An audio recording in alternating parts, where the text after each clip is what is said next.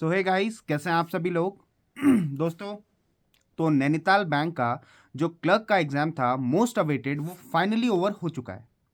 अब यहाँ पे दोस्तों किस तरीके का पेपर आया था, बहुत सारे लोगों ने मेरे को बात करी जिसकी वजह से दोस्तों मैं यहाँ पे आप लोगों के सामने हूँ।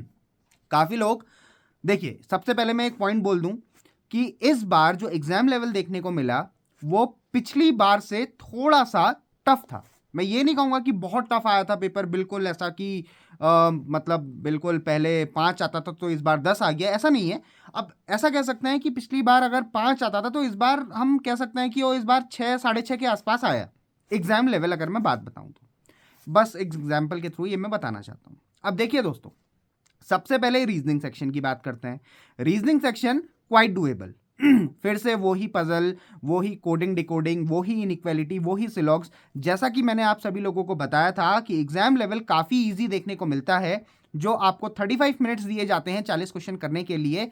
आई होप मैक्सिमम बच्चों ने 40 में से 40 करे होंगे, या मैक्सिमम बच्चों ने 30 प्लस तो डेफिनेटली करे होंगे। जिन बच्चों ने 40 में से 40 अटेम्प्ट करे अपने रीजनिंग के सेक्शन में, दोस्तों आप मुझे सच बताइए, क्या आपका टाइम बचा था? बहुत सारे बच्चे ऐसे होंगे जो कहेंगे यस, हमारा टाइम बचा हुआ था। दैट मीन्स 35 मिनट्स अगर आपको दिए गए थे, काफ़ी बच्चे ऐसे होंगे जिनके 15 मिनट बचे होंगे कि अभी भी बचा हुआ है और कंप्लीट हो चुका है। कुछ बच्चे ऐसे होंगे जिनके 10 मिनट बचे होंगे, कुछ बच्चे ऐसे होंगे जिनके 5 मिनट बचे होंगे। ऐसे डेफिनेटली आपको बहुत सारे कैंडिडेट देखने को मिलेंगे। तो रीजनिंग का सेक्शन आप दोस्तों इसी हिसाब से आप अंदाजा लगा सकते हैं कि वो क्वाइट डुएबल था और वो ईजी लेवल का आया था। वो ईजी टू मॉडरेट भी नहीं था, ईजी टू स्लाइट मॉडरेट भी नहीं था, बल्कि वो ईजी आया था। अब दोस्तों उसके बाद अगर हम बात करते हैं इंग्लिश सेक्शन की, इंग्लिश में फिर दोस्तों वही पैसेज, स्टोरी वाला एक पैसेज आया था, सुनने में आ रहा था, और उसके बाद जो एरर डिटेक्शन के क्वेश्चन थे, उसके बाद स्पेलिंग एरर थी, वो सारे क्वेश्चन काफ़ी इजी देखने को मिले। बच्चों ने फिर से इंग्लिश में 40 में से 40, 40 में से 35, 40 में से 30 क्वेश्चन अटेम्प्ट करने की कोशिश करी है। काफ़ी बच्चे ऐसे हैं जिन्होंने 40 में से 40 डेफिनेटली करे होंगे। एक्यूरेसी उनकी एटलीस्ट 80 to 85% रहेगी। दैट मीन्स आप ये मानकर चल सकते हैं कि इंग्लिश में बच्चों ने 30 प्लस मार्क्स लाने की कोशिश करी है। बहुत सारे ऐसे बच्चे देखने को मिलेंगे जिनका सिलेक्शन होगा, जिनके इंग्लिश में वो एक्सपेक्ट कर रहे हैं कि they will get at least 30 marks और अबव। तो दोस्तों इनफैक्ट 40 में से 40 वाले भी इंग्लिश में हो सकते हैं, देयर आर चांसेस। अगर कुछ ऊपर नीचे कोई क्वेश्चन में ऊपर नीचे नहीं हुआ है तो उनके पास एक अच्छी अपॉर्चुनिटी बन जाती है कि वो पूरे मार्क्स स्कोर कर सकते हैं। बट हो सकता है दोस्तों थोड़े मार्क्स ऊपर नीचे हों, बट फिर भी 30 से प्लस तो आपके इंग्लिश में आने चाहिए, जिस हिसाब का एग्जाम लेवल देखने को मिला था। अब देखिए दोस्तों, कंप्यूटर और जीएस सेक्शन को हम लास्ट में बारे में बात करेंगे, बट इस बार पिछली बार से टफ पेपर जो देखने को मिला था उसका मेन रीजन था क्वांट सेक्शन।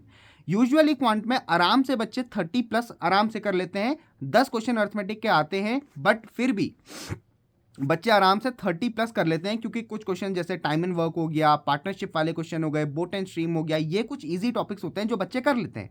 और स्पीड मैथ्स वो लगभग पूरे 30 में से 30 कर लेते हैं। बट इस बार ऐसा नहीं हुआ। सिंप्लीफिकेशन जो थे वो क्वाइट लेंदी थे, मतलब ऐसा था कि पॉइंट में आपको कैलकुलेशन करना था, और ऐसा नहीं कि वो अप्रॉक्सीमेशन है, वो सिंप्लीफिकेशन ही आया था। जैसे 32.5 है तो आपको उसको मल्टीप्लाई करना है या 65/2 लिखना है। इस हिसाब से वो थोड़ा सा ट्रिकी बनता जा रहा था। अगर मैं क्वांट सेक्शन की बात करूँ सिंप्लीफिकेशन की, कुछ मिसिंग नंबर सीरीज भी काफ़ी टफ थी। जैसे अगर मानकर चलिए 5 मिसिंग नंबर सीरीज आई हैं, उनमें से 2 मिसिंग नंबर सीरीज तो काफ़ी टफ देखने को मिली थी। बहुत सारे बच्चों ने ऐसा मुझसे कहा कि उनका जो लॉजिक था वो समझ में नहीं आया भी तो काफ़ी देर में आया, जिसकी वजह से यहाँ पर क्वांट सेक्शन में बच्चों के जो अटेम्प्ट हैं वो 25 से 30 के बीच में देखने को मिले।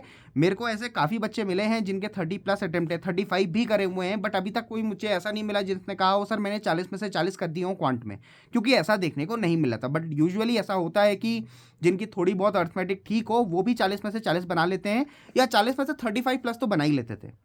बट यहाँ पर मैं एक चीज़ बोलूँगा, क्वांट सेक्शन आपका टफ देखने को मिला था, जिसकी वजह से मैं अच्छे अटेम्प्ट कहूँगा 25 से 30 विथ एक्यूरेसी, सारे के सारे क्वेश्चन सही होने चाहिए। हाँ, मैं कह सकता हूँ 25 थोड़े कम है, बट अगर आपके 27, 28, 29, 30 मार्क्स आ रहे हैं क्वांट सेक्शन में, दैट इज़ गुड।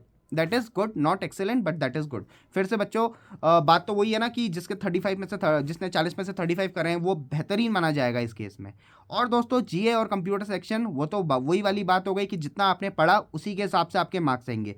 काफ़ी बच्चों के अटेम्प्ट्स डेफिनेटली ज़्यादा होंगे जीए और कंप्यूटर में, क्योंकि होता है, मैं भी इनफैक्ट ऐसा करता था कि हाँ भाई ये आंसर सही लग रहा है इसको लगा देते हैं, ये आंसर सही लग रहा है इसको लगा देते हैं, एलिमिनेट करने में रख जाते हैं कि हाँ ये वाला नहीं हो सकता आंसर, ये वाला नहीं हो सकता, इसकी वजह से एक्यूरेसी में डेफिनेटली फ़र्क पड़ता है।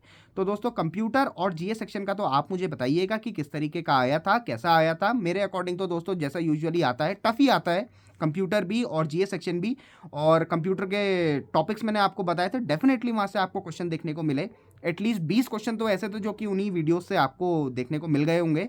और बाकी दोस्तों आप लोग बताइए आपका किस तरीके का एग्जाम का एक्सपीरियंस रहा। कोई भी और अगर चीज़ होती है तो आप मुझसे कमेंट सेक्शन में पूछ सकते हैं। मिलते हैं दोस्तों नेक्स्ट वीडियो में।